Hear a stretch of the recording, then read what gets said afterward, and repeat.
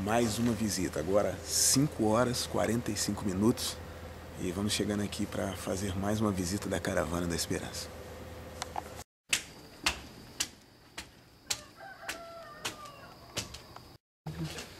E aí? Quando avisaram que podia ser mais tarde, não? Bom dia, meu amigo. Não, falaram assim, vamos cedo porque o cara sai cedo, rapaz. Sai nada, sai tarde. Tinha vir mais cedo, rapaz. Falei, não, vamos lá porque o camarada vai sair cedo, rapaz.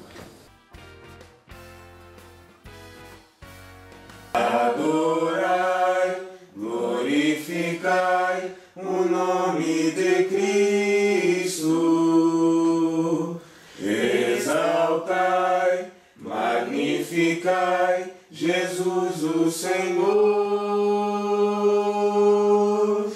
terra e céu, cantai louvor a Deus, Ele morreu, Ele venceu, é Rei dos Reis.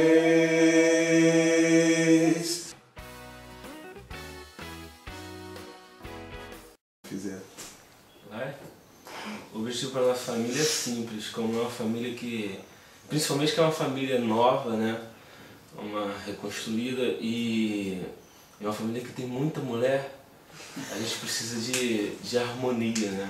Conseguir harmonizar todos esses sentimentos,